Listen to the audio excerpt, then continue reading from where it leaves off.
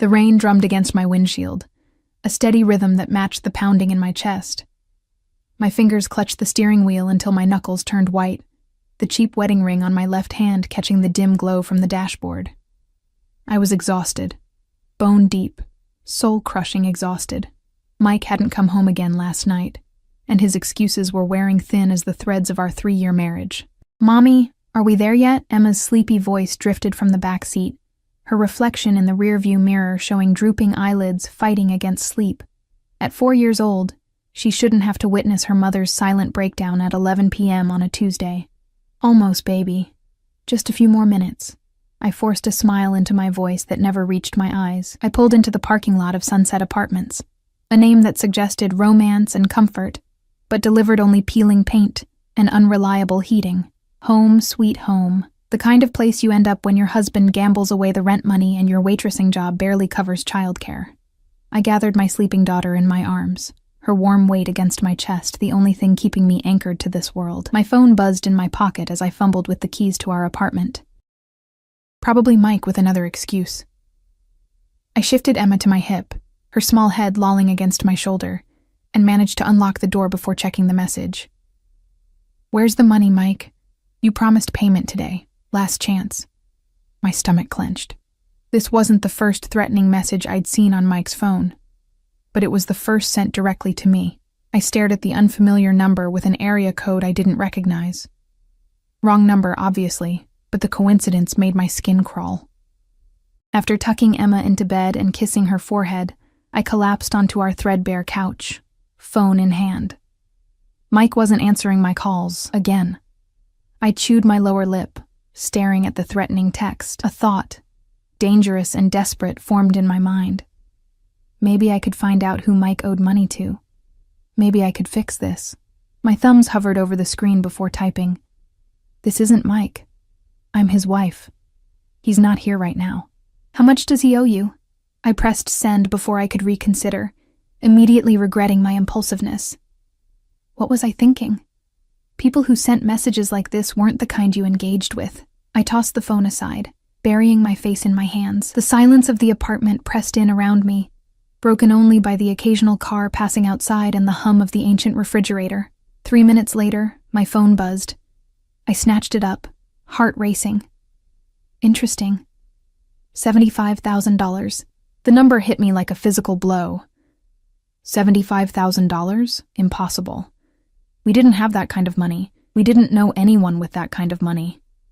I typed back with trembling fingers. "There must be some mistake. We don't have that kind of money. We can barely make rent." The response came quickly. "No mistake. Your husband knows exactly what he did." I stared at those words, feeling the floor shift beneath me. What had Mike done? The gambling I knew about, but this suggested something far worse. "Please," I typed, desperation overriding common sense. "I have a daughter. We have nothing." Minutes passed with no response. I paced our small living room, gnawing at my thumbnail, a nervous habit from childhood. Outside, rain continued to fall, and somewhere a car alarm started wailing. At 12:17 a.m., the phone buzzed again. Address. Just one word. A command, not a request. I hesitated, every warning bell in my head clanging at full volume. Giving our address to whoever this was would be beyond stupid, but what choice did I have? If Mike owed these people money, they'd find us anyway. I sent our address, immediately switching off all the lights except a small lamp. I peered through the blinds at the empty parking lot below. What had I done? 23 minutes later, a black SUV with tinted windows pulled into the lot. Even in the dim glow of the streetlights, I could see it was expensive, the kind of vehicle that had no business in this neighborhood. The engine shut off, but nobody emerged. My phone buzzed. "Come down. Alone." Fear shot through me, sharp and cold. I glanced at Emma's bedroom door. She was sleeping peacefully, unaware of the nightmare unfolding. I couldn't leave her alone, but I couldn't ignore this either. Whatever mess Mike had created was now at our doorstep. I called Mrs. Patel next door, the only neighbor I trusted. Despite the hour, she answered and agreed to listen for Emma through our thin, shared wall. I changed quickly into jeans and a sweater, ran a brush through my tangled hair, and applied lip balm to my chapped lips. A pointless attempt at dignity. The elevator was broken again, so I took the stairs, my heart thundering with each step down 4 flights. The lobby was empty and dimly lit. Through the glass doors, I could see the black SUV waiting, engine off, windows revealing nothing. I pushed through the doors, the cold night air raising goosebumps on my arms. For a long moment, I stood there, rain soaking through my thin sweater. Then the back door of the SUV opened. I approached slowly, like a deer sensing a predator. As I reached the vehicle, I caught a glimpse of the interior. Leather seats. A man in a dark suit sitting in the shadows. Not his face, just his hands. Strong, with an expensive watch gleaming on his wrist and a signet ring on his pinky finger. "Get in." The voice was deep, accented slightly. Italian maybe, or Mediterranean of some kind. It wasn't loud, but it carried authority that made my spine straighten. "I'm not going anywhere," I said, surprised by the steadiness in my voice. "We can talk here." A soft chuckle from the shadows. Brave. Foolish, but brave. He leaned forward slightly, and I caught a glimpse of his face. Strong jawline, 5 o'clock shadow, and eyes so dark they seemed to absorb the minimal light rather than reflect it. "Your husband stole from me, not just money, information, names. That makes him a liability." A chill ran through me that had nothing to do with the rain. "I don't know anything about that. We're separated. He doesn't live here anymore." The lie came easily. "I know exactly where your husband is," he replied.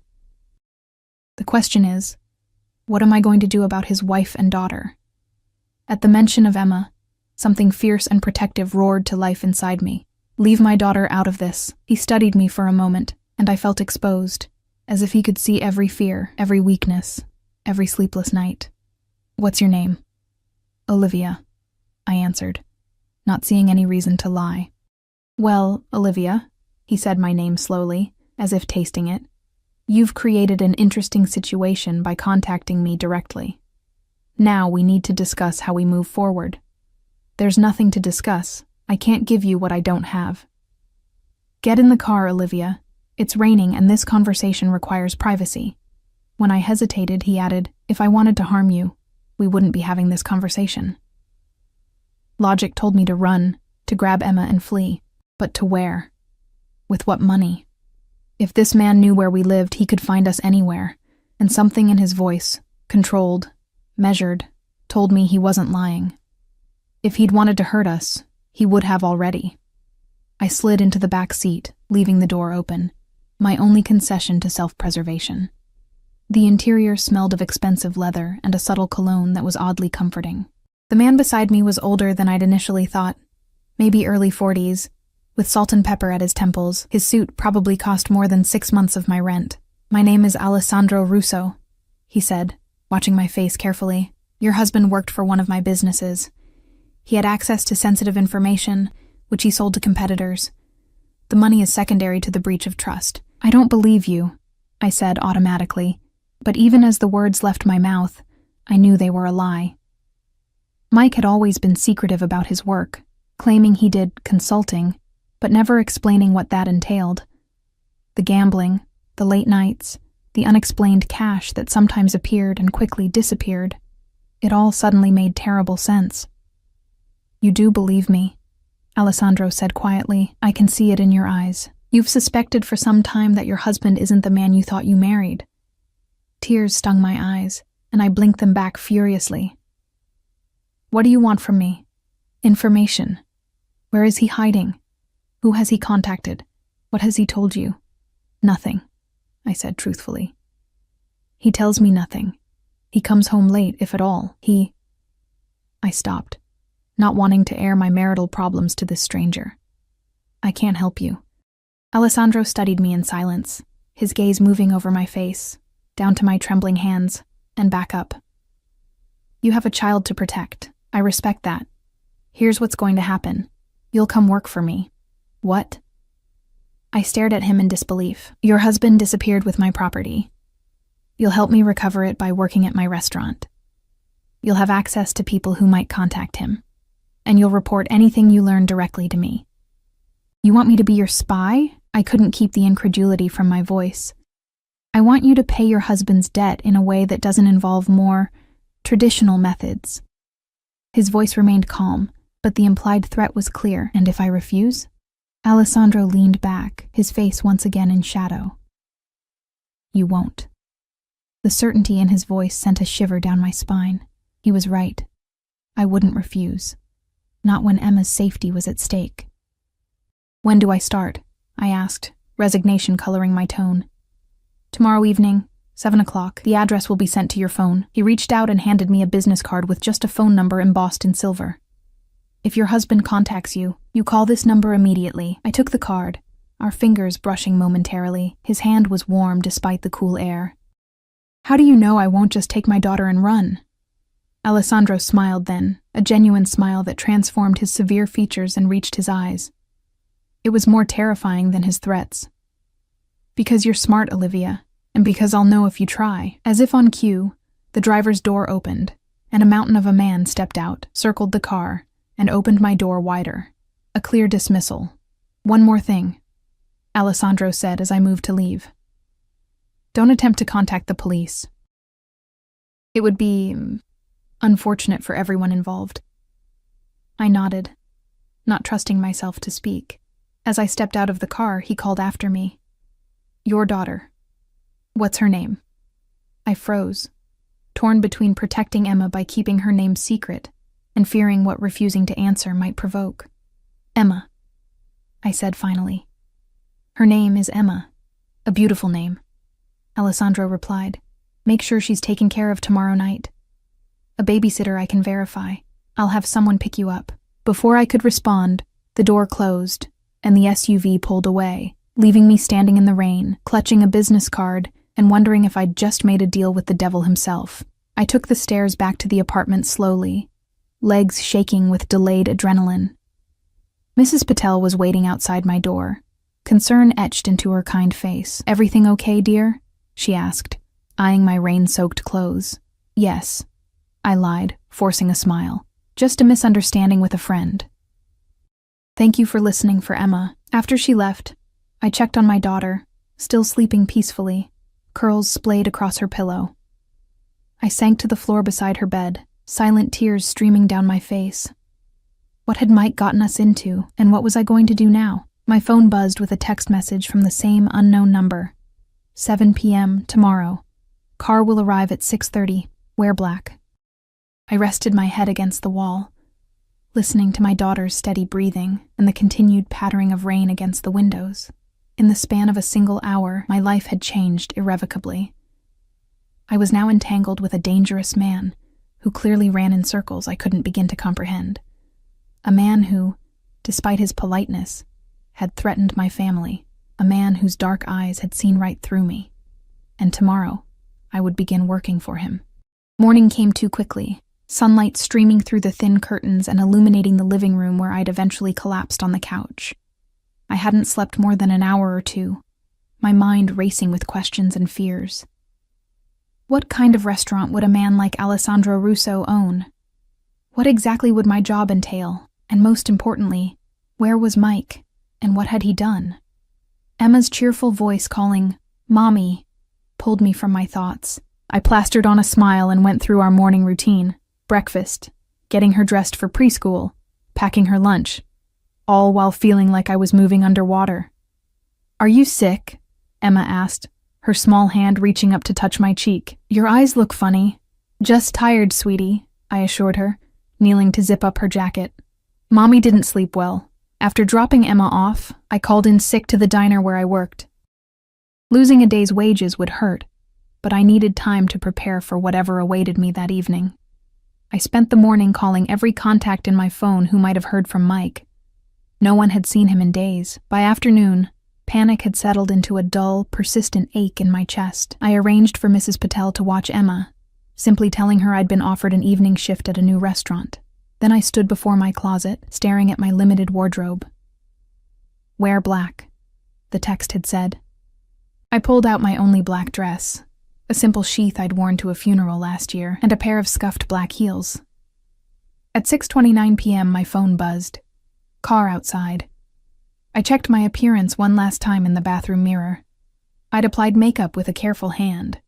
Enough to look professional, but not enough to suggest I was trying too hard. My auburn hair was pulled back in a neat bun, and small silver earrings were my only adornment.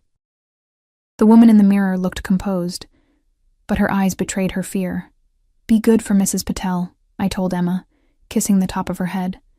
"Mommy will be back late, so I'll see you in the morning." "Bring me a surprise?" she asked hopefully. I forced a smile. "We'll see." The black SUV from last night was idling at the curb, though Alessandro wasn't inside. Instead, the driver, the same mountain of a man, nodded curtly as I slid into the back seat. "Where are we going?" I asked as we pulled away. "Little Italy," he replied, his deep voice startling after his previous silence. "The Crimson." I'd heard of the Crimson, of course. It was one of those exclusive restaurants you read about in magazines. Impossible to get reservations, frequented by celebrities and the city's elite. What I hadn't known was that Alessandro Russo owned it. The drive took 30 minutes, carrying us from my neighborhood of discount stores and pawn shops to the glittering heart of downtown. When we arrived, the driver bypassed the main entrance and took me through a side door that led directly to an office. Alessandro was waiting, dressed in a perfectly tailored black suit that made mine look like the bargain rack special it was. He looked up from his desk, his dark eyes assessing me with that same penetrating gaze that had unsettled me the night before. "Olivia," he said, rising to his feet with fluid grace, "you look appropriate." Not a compliment, just an observation. I bit back a sarcastic reply. "Your role is simple," Alessandro continued, circling his desk to stand before me. "You'll work as a hostess, greet guests, take coats, escort them to tables. The real purpose, however, is to observe and report. My restaurant attracts a particular clientele. Some of them may have had dealings with your husband.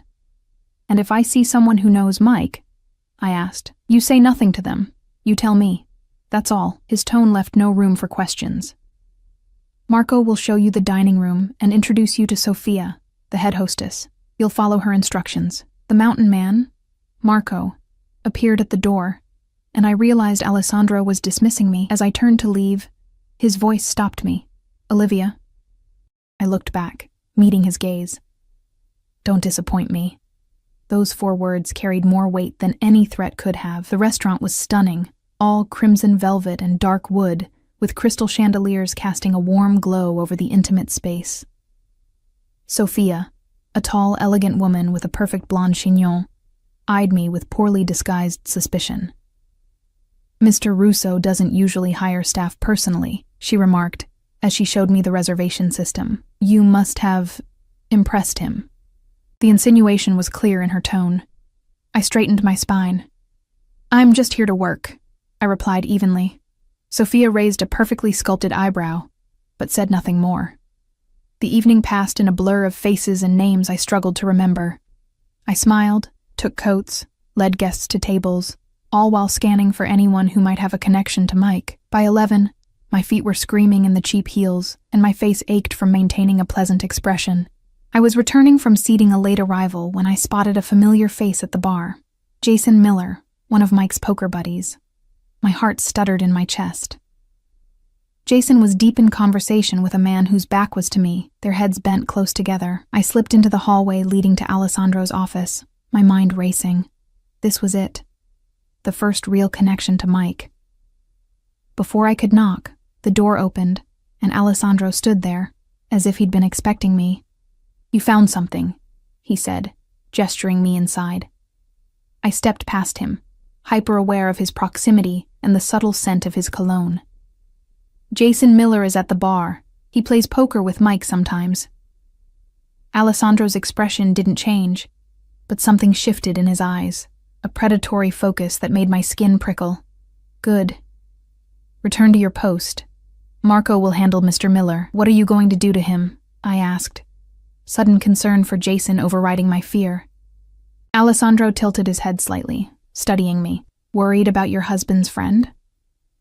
"He's just a guy who plays cards. He might not know anything." "Then he has nothing to worry about," Alessandro replied smoothly. "Go back to work, Olivia." I hesitated, then asked the question that had been burning in my mind all day. What did Mike steal from you, exactly? For a moment, I thought he wouldn't answer. Then, your husband accessed my private files. Client lists. Business arrangements.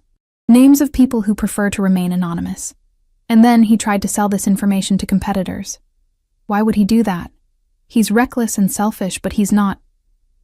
I couldn't finish the sentence. Not what? Not a thief? Not a man who would betray his employer? Alessandro stepped closer, close enough that I had to tilt my head to maintain eye contact. You don't know your husband as well as you think, Olivia. The truth of his words stung. Did I really know Mike at all? The man who'd charmed me 5 years ago with his easy smile and grand promises now seemed like a stranger. Go back to work, Alessandro said, more gently this time. We'll discuss this later. I returned to the hostess stand, my mind churning.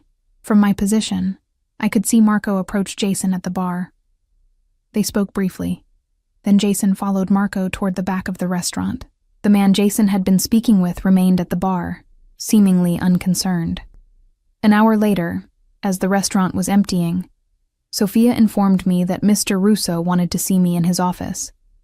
My pulse quickened. Had they learned something from Jason? This time, Alessandro wasn't alone. Jason sat in a chair across from the desk, his face pale, a sheen of sweat on his brow. Marco stood by the door, arms crossed over his massive chest. Sit down, Olivia, Alessandro said, indicating a second chair. I perched on the edge of the seat, avoiding Jason's startled gaze. Mr. Miller has been most cooperative, Alessandro continued, his tone conversational. He hasn't seen your husband in over a week, but he did mention something interesting. He nodded to Jason, clearly a command to speak. Jason swallowed hard. Mike called me 3 days ago, said he was in trouble and needed a place to crash. I told him no way. I've got a family, you know. He sounded desperate. Mentioned something about having information that could set him up for life. Did he say where he was? I asked. Jason shook his head. Nah, but he mentioned heading south. Said something about Miami being nice this time of year. Alessandro and I exchanged a glance. It wasn't much, but it was something. You can go, Mr. Miller, Alessandro said. But remember our discussion, not a word to anyone. Jason practically ran from the room, not even acknowledging me on his way out. After Marco escorted him to the exit, Alessandro turned his attention to me. You did well tonight, he said, surprising me with what sounded like genuine approval. I just saw someone I recognized. Many would have remained silent, hoping to protect their spouse. He leaned back in his chair, watching me with that unnerving intensity. You're more pragmatic than I expected. I'm not protecting Mike, I said flatly. I'm protecting my daughter. A smile touched his lips, as you should. He reached into a drawer and pulled out an envelope, sliding it across the desk toward me. Your payment for tonight. I hesitated before taking it. I thought I was working to pay off Mike's debt. You are. But you still need to live, and your daughter needs to eat. When I still didn't take the envelope, he added, Consider it an advance. You'll work 5 nights a week, starting tomorrow.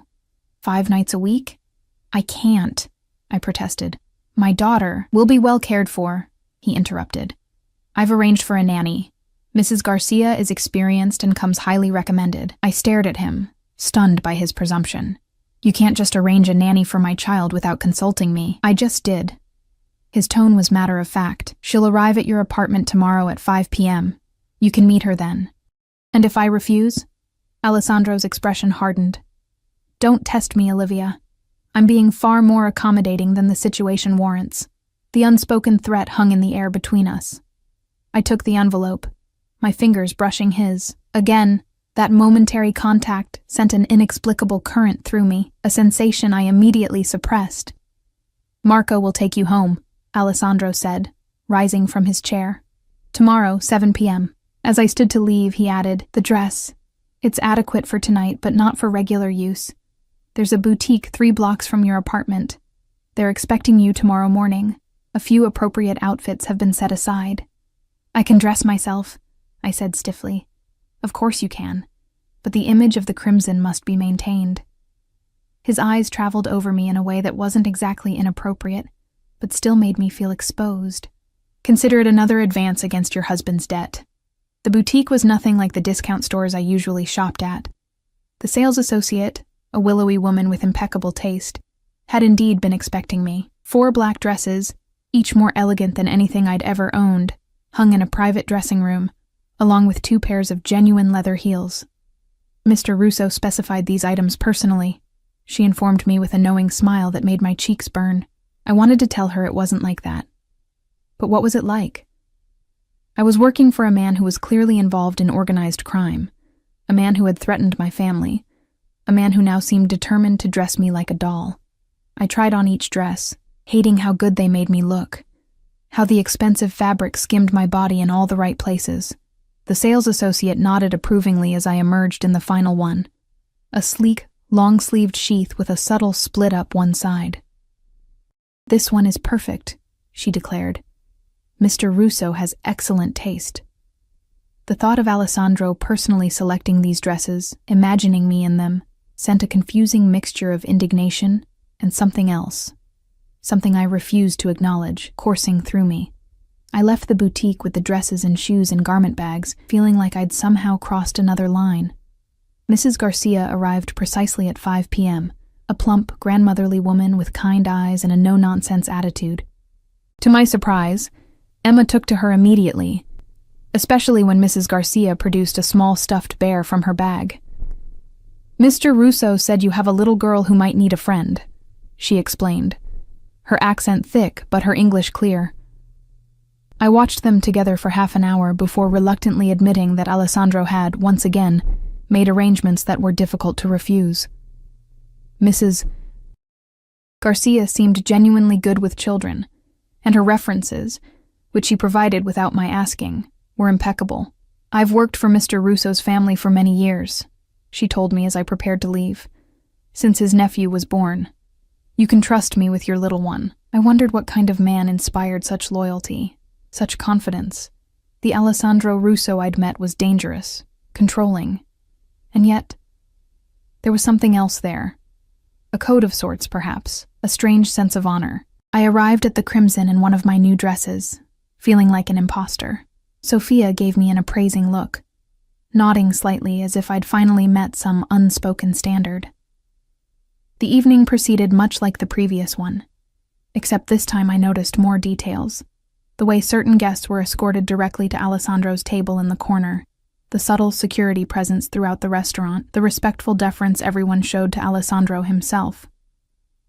He dined with various associates throughout the evening, always watching the room, occasionally catching my eye across the space. Each time our gazes met, I quickly looked away, unsettled by the jolt of awareness that passed between us. Near closing time, a commotion at the front door drew my attention. A woman, beautiful, expensively dressed, clearly intoxicated, was arguing with Sophia. "I don't care if he's busy," she slurred, her voice carrying across the now quiet restaurant. "Tell Alessandro that Vanessa is here."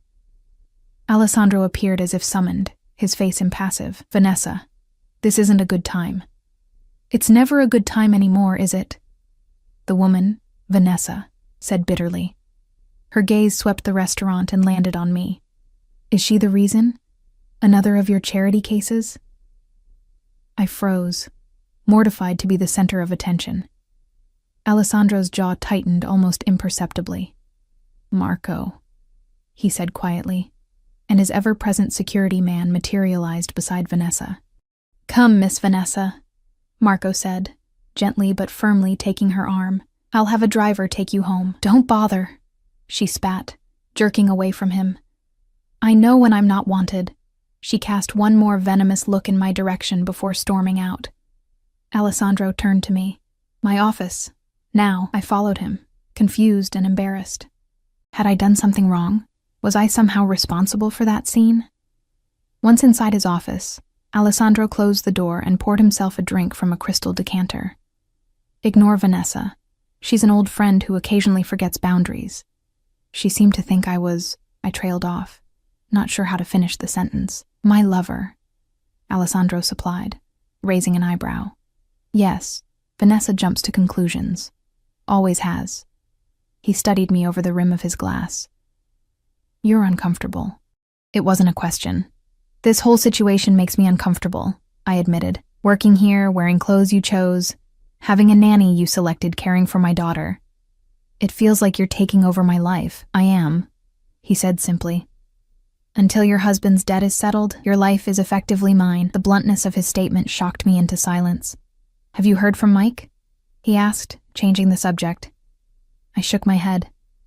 Nothing. Would you tell me if you had? I met his gaze steadily. Yes. I told you. I'm not protecting him. Alessandro nodded, seemingly satisfied. There's something you should know, Olivia. Your husband's betrayal wasn't just business. It was personal. What do you mean? He set down his glass and moved around the desk until he stood directly in front of me. Mike worked in my organization for 3 years. I trusted him, gave him opportunities most would never receive. And in return, he not only stole from me, he endangered people I care about. I don't understand. The information he took included details about my family, my sister, my nephew. Alessandro's voice remained calm, but I could see the controlled anger in his eyes. He put a 9-year-old boy at risk. Horror washed through me. Whatever I'd thought of Mike, his gambling, his lies, his unreliability, I'd never imagined him capable of something so despicable. I'm sorry. I had no idea. Meaning, I know. His expression softened slightly. That's why you're here, working, instead of... He didn't finish the sentence. He didn't need to. An uncomfortable silence fell between us. I was suddenly acutely aware of his proximity, the subtle scent of his cologne, the intensity of his dark eyes. He was handsome in a dangerous way, the kind of handsome that warned rather than welcomed. You should go home, he said finally. Marco will drive you. I nodded, relieved and strangely disappointed at the dismissal. What about tomorrow? Same time. We'll continue this arrangement until we find your husband. He stepped back, creating distance between us. Good night, Olivia. Days turned into weeks. I settled into a routine that gradually began to feel almost normal. Work at the Crimson 5 nights a week, mornings and afternoons with Emma. Mrs. Garcia became a steady presence in our lives, her warmth and reliability a comfort I hadn't realized I needed. Alessandro and I developed a strange sort of working relationship. Each night, I would report anything unusual I'd noticed, and occasionally he would share small pieces of information about the search for Mike. They'd traced him to Florida, but lost his trail in Miami. They'd frozen accounts he'd tried to access. They were closing in, Alessandro assured me, but I wasn't sure if that was meant to comfort or frighten me. I learned more about Alessandro too, mostly from the staff who had worked for him for years. He had come to America as a teenager, built his business empire from nothing. The restaurant was only one of many enterprises. He was demanding but fair, ruthless with enemies, but generous with friends. He had never married, though there had been women, like Vanessa, who had tried to change that. What no one said, but everyone knew, was that Alessandro Russo wasn't just a successful businessman. The whispers, the deference, the fear, it all painted a clear picture of a man deeply connected to organized crime. Yet the more I learned about him, the harder it became to see him as the villain in my story. He was dangerous, yes, capable of violence, certainly. But there was an integrity to him that Mike had never possessed. One night, about a month into my employment, Alessandro invited me to join him for dinner after my shift ended. It wasn't a request I could refuse, though part of me didn't want to. We sat at his private table, the restaurant empty except for staff cleaning up. He ordered for both of us, a presumption I would have resented from anyone else but had come to expect from him. You're adjusting well, he observed, watching me over the rim of his wine glass. I shrugged. I don't have much choice. We always have choices, Olivia. They're just not always choices we want to make. He studied me with that penetrating gaze that seemed to see right through me. You're different than I expected. What did you expect? Someone weaker. Someone who would beg or cry or run. His lips curved slightly. Instead, you face each day with a quiet strength that's impressive. The compliment, unexpected and seemingly sincere, warmed me more than it should have. I do what I have to for Emma, your daughter. Yes, he nodded. How is she? Good, she likes Mrs. Garcia. I hesitated, then added, "She asks about her father sometimes." Alessandro's expression darkened. "What do you tell her?" "That he's away for work. She's 4. She doesn't need the complicated truth." I took a sip of the wine, rich and velvety, probably costing more than I used to make in a day. "What will happen to him when you find him?" Alessandro was quiet for a long moment. "That depends on several factors. His cooperation, the recovery of what he stole." His eyes met mine. "And perhaps on you." "On me?" I set down my glass. "What do you mean?" "You've proven your value, Olivia, your loyalty, even under difficult circumstances." He leaned forward slightly. "I could use someone like you in my organization permanently. Someone observant, discreet, trustworthy." "I'm a waitress," I said. "A single mom. I'm not cut out for whatever this is." "You underestimate yourself." His hand moved across the table, not quite touching mine, but close enough that I could feel the heat of his skin. "Think about it. A real future. Security for you and Emma. The offer hung between us, tempting and terrifying." Before I could respond, Marco appeared at Alessandro's side, murmuring something in his ear. Alessandro's expression shifted immediately to one of focused intensity. "We need to go," he said, standing abruptly. "Now, what's happening?" I asked, rising as well. "Your husband has been found." My heart hammered against my ribs as Alessandro guided me firmly toward the exit, his hand at the small of my back. Marco was already outside, holding the door of the SUV open. "Where is he?" I managed to ask as Alessandro ushered me into the vehicle. "Safe house on the outskirts of the city," Alessandro replied, sliding in beside me. His face was set in hard lines, all traces of our earlier conversation erased. He was trying to return to the city. One of my men recognized him at a bus station. The SUV pulled away from the curb, moving swiftly through the late-night traffic. Alessandro made a brief phone call in Italian, his voice low and controlled, but with an undercurrent of tension I hadn't heard before. "What are you going to do to him?" I asked when he ended the call. Alessandro turned to look at me, his dark eyes unreadable in the dim light. "That depends on what he has to say for himself, and on whether he still has what he stole."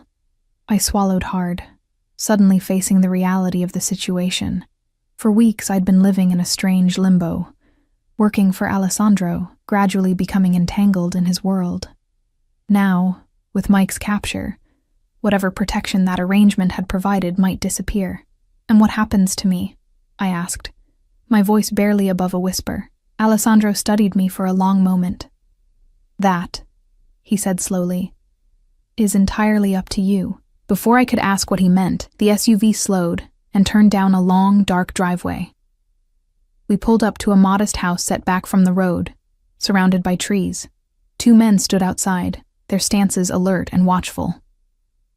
"Stay close to me," Alessandro instructed as we exited the vehicle. "Say nothing unless I tell you to speak." I nodded, my mouth suddenly dry. Marco moved ahead of us, speaking quietly to the guards. One opened the door, and Alessandro guided me inside, his hand returning to the small of my back, a gesture that felt both possessive and protective. The house was sparsely furnished but clean. We moved through a short hallway into what must have been the living room. And there, sitting on a chair with his hands bound in front of him, was Mike. I almost didn't recognize him. His usually carefully styled hair was disheveled and greasy. A week's worth of stubble covered his face. His eyes, those charming blue eyes that had once made my heart race, were bloodshot and filled with fear. When he saw me, they widened in shock. "Liv?" His voice cracked. "What the hell are you doing here?" Before I could respond, Alessandro stepped forward. "Your wife has been working to pay off your debt, Michael. Something you failed to do." Mike's gaze darted between us, a flash of understanding, and something like disgust, crossing his features. "Jesus, Liv, you're sleeping with him? Is that it?" The accusation stung, all the more because it wasn't true. "No," I said coldly. "I've been working at his restaurant trying to clean up your mess, while you abandoned your daughter." "I didn't abandon her. I was trying to protect you both." Mike's voice rose desperately. "This man is dangerous, Liv. You don't know what he's capable of." "I'm learning," I replied quietly, glancing at Alessandro. His face remained impassive, but I caught a flicker of something in his eyes. Approval, perhaps. "Where is it, Michael?" Alessandro asked, his tone conversational but laced with menace. The drive containing my files. Mike licked his lips nervously. I don't have it anymore. I sold the information. Alessandro moved with startling speed. One moment he was beside me. The next he had Mike by the throat, lifting him partially out of the chair. To whom? He demanded, his voice deadly quiet. Donovan, Mike choked out. James Donovan. He paid me $20,000, that's all. Alessandro released him, and Mike collapsed back into the chair, coughing and gasping for air. Donovan, Alessandro repeated, as if testing the name. He turned to Marco. Find him. Marco nodded and stepped outside, phone already in hand. 20,000, Alessandro said, turning back to Mike. You betrayed me, endangered my family, for $20,000. His contempt was palpable. And where is this money now? Mike's eyes dropped. Gone. I had debts, and then I needed to disappear. Alessandro laughed, a sound without humor. So you have nothing. No money, no information, nothing to bargain with. He shook his head. Not very smart, Michael. I watched this exchange with a strange sense of detachment, as if I were observing a scene in a movie rather than the potential execution of my husband. The man sitting before us, pathetic and frightened, was so far removed from the charming, confident Mike I'd fallen in love with that he might as well have been a stranger. Please, Mike said, his eyes darting to me.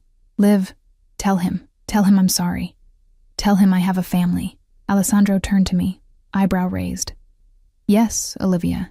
Tell me about his family. The wife he abandoned. The daughter he left without protection. The home he gambled away.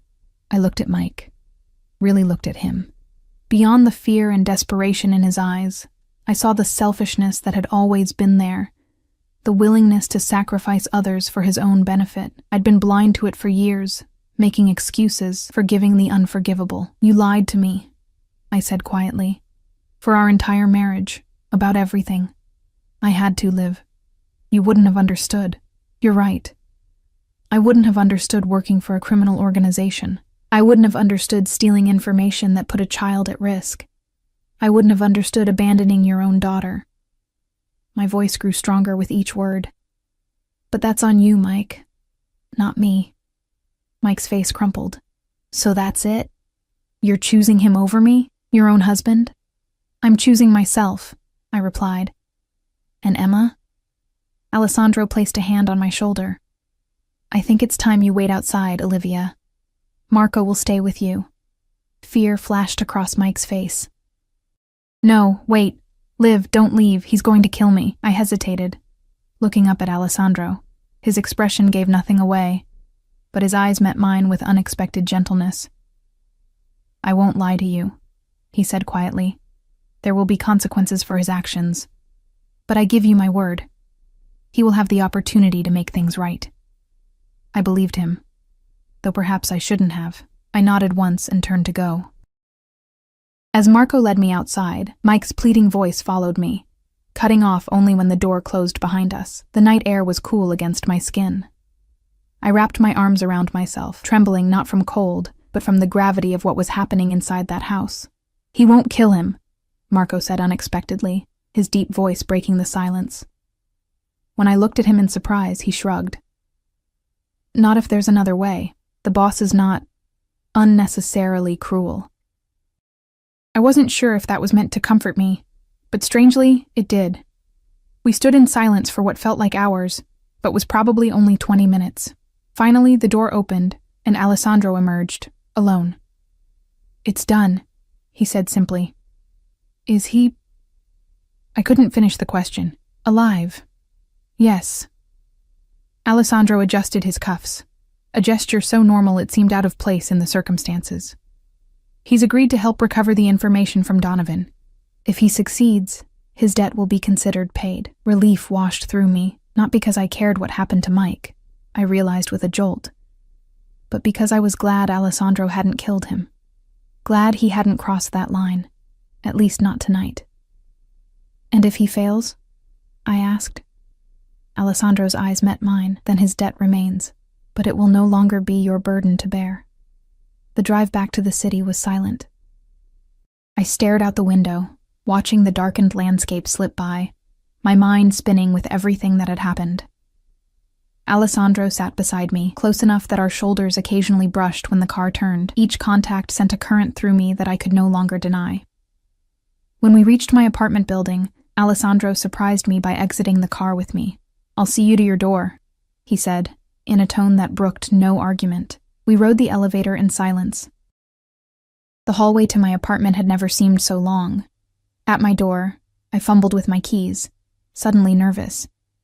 "Thank you," I said, turning to face him, "for not killing him." Alessandro's lips curved slightly.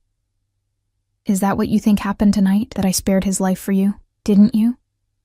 He moved closer, his proximity making my pulse quicken. "Your husband will live or die by his own actions, Olivia. That was always the case. Then why am I here? Why involve me at all? Initially, because you contacted me. Because you were a way to find him." His voice dropped lower. "But now you're here because I want you to be." The admission hung between us, charged and dangerous. I should have been afraid. I should have opened my door and fled inside. Instead, I stood my ground, meeting his gaze. "What does that mean, Alessandro?" He reached out slowly, giving me time to step away. When I didn't, his hand cupped my cheek, his touch unexpectedly gentle. "It means I see you, Olivia, your strength, your loyalty, misplaced as it was with your husband, your fierce protection of your daughter." His thumb traced my cheekbone, and I found myself leaning into his touch. "These are qualities I value, qualities I admire. I'm still married," I whispered, though in my heart, my marriage had ended long before tonight. "A technicality that can be addressed," Alessandro replied. His hand dropped away, and I immediately missed his touch.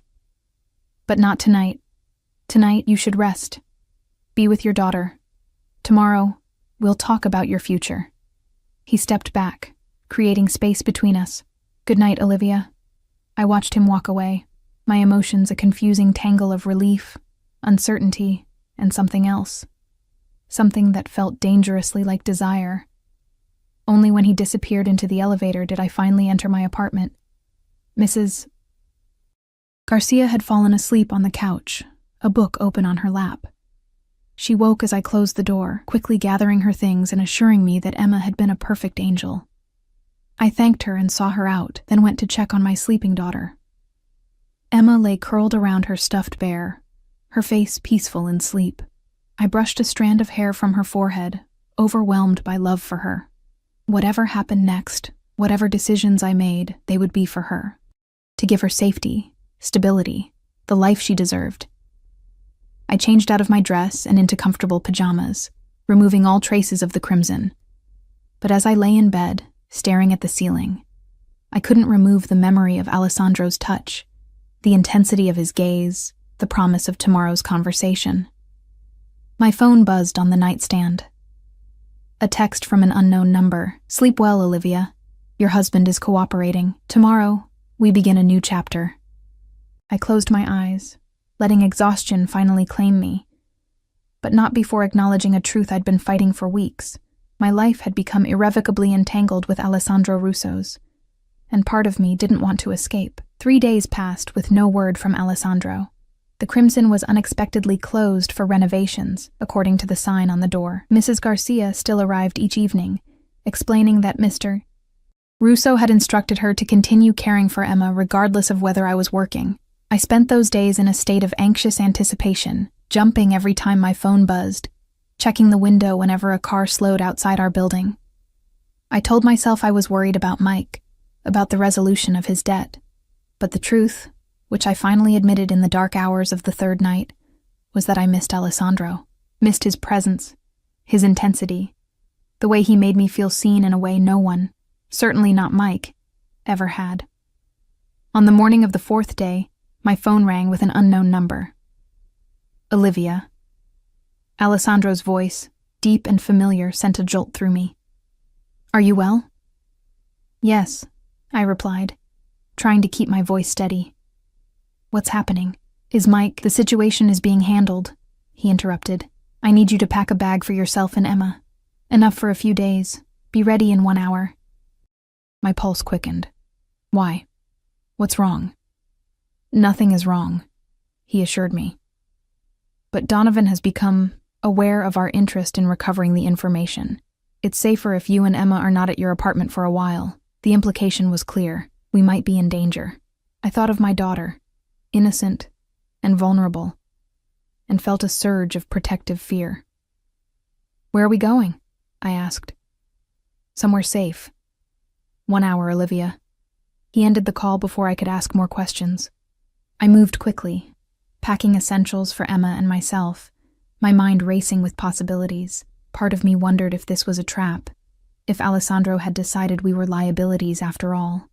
But a stronger instinct told me to trust him. Whatever else he might be, Alessandro Russo had been honest with me from the beginning. Exactly 1 hour later, a black SUV pulled up outside. It wasn't Marco driving this time, but a younger man who introduced himself as Paolo. The drive took us out of the city, through increasingly affluent neighborhoods, until we turned through an ornate iron gate set in a high stone wall. Beyond stretched manicured grounds leading to a large Mediterranean-style mansion. Is this... I began, unable to finish the question. Paolo nodded. Mr. Russo's home. He's waiting for you inside. Emma, excited by the adventure, tugged at my hand as we approached the imposing front door. It opened before we reached it, revealing a slim, elegant woman in her 50s. You must be Olivia, she said, her accent similar to Alessandro's but softer. And this beautiful girl is Emma. I'm Maria, Alessandro's housekeeper. Come, he's in his study. We followed her through a grand foyer into a home that managed to be both luxurious and tasteful. Nothing ostentatious, just quality everywhere you looked. Maria led us to a heavy wooden door, knocked once, then ushered us inside. Alessandro stood at a large window overlooking the grounds, his back to us. He turned as we entered, and I was struck again by his commanding presence. He'd rolled the sleeves of his crisp white shirt to his elbows, revealing strong forearms dusted with dark hair. His expression softened when he saw Emma half hiding behind my legs. Thank you for coming, he said, approaching us slowly. He crouched down to Emma's level, his movements careful, non-threatening. You must be Emma. I've heard so much about you, my daughter, usually shy with strangers, especially men, surprised me by stepping forward. Are you my mommy's boss? She asked bluntly. A smile touched Alessandro's lips. Something like that. I'm Alessandro. Emma considered this. That's a long name. Yes, it is. My friends call me Alex. Can I call you Alex? His smile widened. I would be honored. He straightened, addressing me now. Maria will show you to your rooms. You'll be staying in the East Wing, complete privacy, but with security nearby at all times. How long will we be here? I asked. Until it's safe to return, he replied simply. We should know more tonight. Donovan has agreed to a meeting. And Mike? Alessandro's expression hardened slightly. Is fulfilling his part of our arrangement. Don't worry about your husband, Olivia. Focus on keeping yourself and Emma comfortable.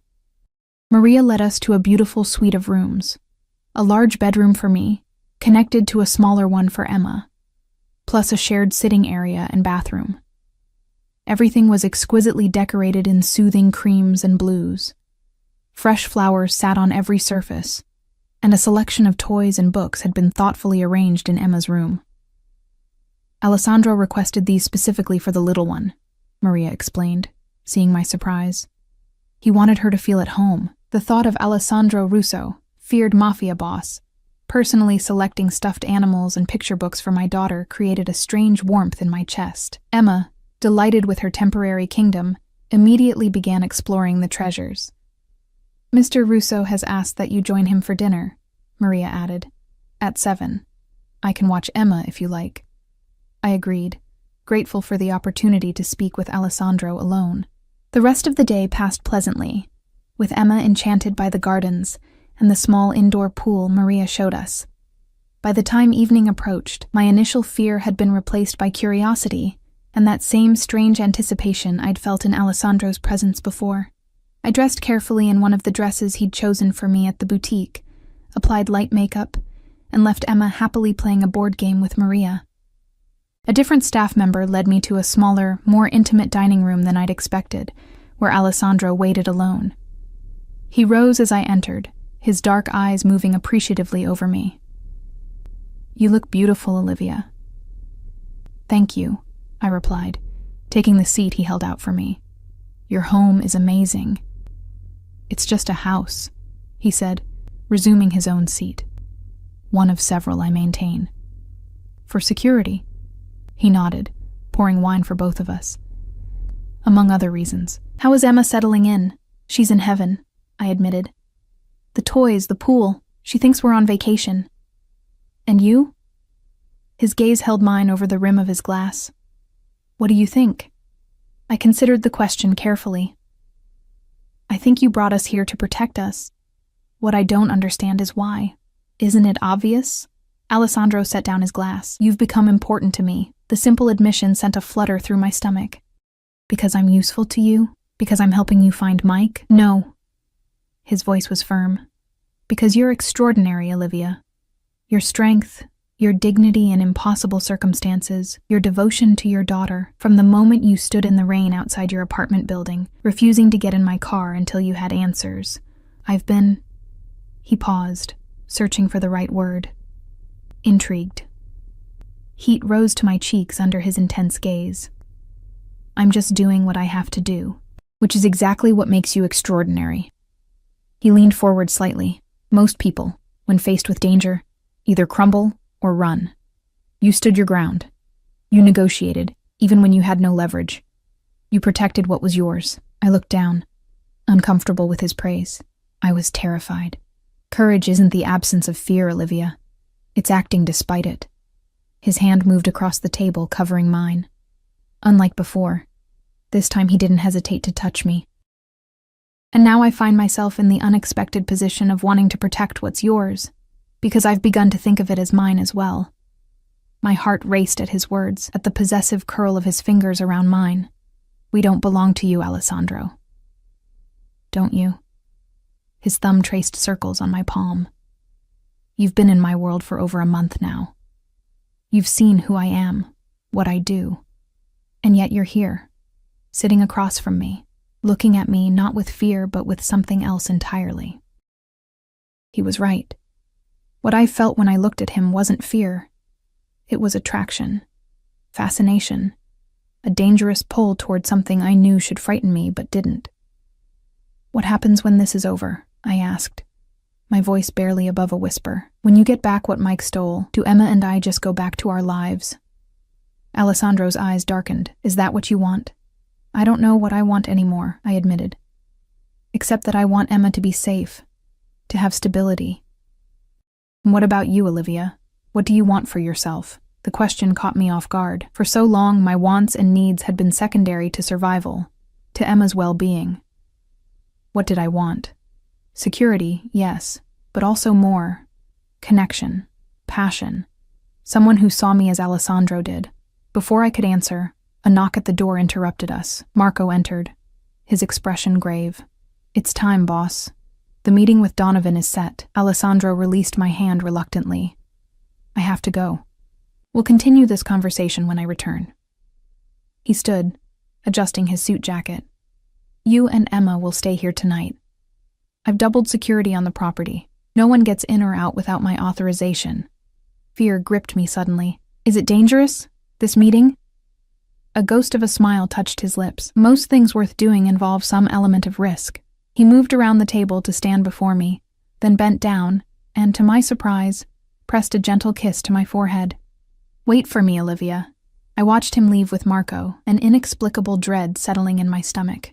Whatever was happening tonight would determine all our fates, Mike's, Alessandro's, mine, and Emma's.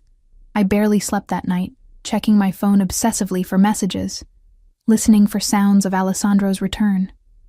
Emma, blissfully unaware, slept peacefully in her adjoining room, surrounded by new toys. I envied her innocence, her ability to trust that tomorrow would be better than today. Dawn broke with no word from Alessandro. Maria brought breakfast, her tight smile telling me she was as concerned as I was. By mid-morning, my anxiety had reached fever pitch. Then, finally, the sound of cars on the driveway. I rushed to the window to see 2 black SUVs pulling up to the house. Maria appeared at my door. "Mr. Russo has returned. He's asking for you in his study. I followed her quickly, heart pounding. When she opened the study door, I braced myself for the worst. But Alessandro stood alone by his desk, looking tired but unharmed. Relief flooded through me, so intense I nearly stumbled. "It's done," he said simply. "The information, you got it back?" He nodded. Donovan was persuaded to return what wasn't his. I didn't ask how that persuasion had taken place. Some details were better left unknown. "And Mike?" Alessandro's expression revealed nothing. "Your husband fulfilled his part of our agreement. He's no longer in my debt. Is he alive?" I held my breath, not sure which answer I wanted to hear. "Yes," Alessandro said after a moment. "He's been given money and a plane ticket to the West Coast, with the strong suggestion that he not return. The divorce papers have been drawn up. All he needs to do is sign them." My mouth fell open in shock. "Divorce papers? But I took the liberty," Alessandro interrupted smoothly. It seemed the logical next step, given the circumstances. "Of course, if you wish to remain married to a man who betrayed and abandoned you, who put his daughter in danger." "No," I said quickly. "I don't, but this is all happening so fast." Alessandro moved toward me, stopping when only inches separated us. "Life changes in an instant, Olivia. One moment, you're a waitress struggling to make ends meet. The next, you're texting a man like me." His hand came up to cup my cheek. One wrong number that turned out to be exactly right. I leaned into his touch, no longer fighting the attraction between us. "What happens now?" "That depends on you." His dark eyes held mine, intense but gentle. "I want you in my life, Olivia, you and Emma. Not as employees or obligations, but as—" He hesitated, then finished. "As family." The word hung between us, weighted with meaning. "Are you offering me a job or a relationship?" I asked, needing clarity. A smile touched his lips. "Both. All. Everything." His thumb traced my lower lip. "I'm not a simple man, Olivia. My life is complex, sometimes dangerous. But with me, you and Emma would want for nothing. Protection, security, comfort? Yes. But also respect. Partnership. And this." His lips replaced his thumb, pressing against mine in a kiss that started gentle but quickly deepened, revealing the passion he'd kept leashed until now. I responded without hesitation, my hands moving to his shoulders, then sliding up to the nape of his neck. His arms encircled me, pulling me flush against him. The kiss was everything I'd secretly imagined and more, powerful, consuming, a perfect balance of strength and tenderness. When we finally broke apart, both breathing heavily, I saw vulnerability in his eyes that he'd never shown before. "Say yes, Olivia," he murmured against my lips. "Stay with me. Let me take care of you both." "Yes," I whispered, the decision feeling both momentous and inevitable. "Yes." His smile was transformative, softening his entire face. He kissed me again, briefly but with promise, before stepping back. "There's someone else you should meet," he said, moving to the door. He opened it to reveal a dark-haired woman in her 30s, elegant and beautiful, with Alessandro's eyes. "Olivia, this is my sister, Sophia. She's been eager to meet you." I recognized her immediately as the head hostess from the Crimson, though she looked different outside the restaurant, warmer somehow. "You were watching me," I realized. "At the restaurant." Sophia smiled.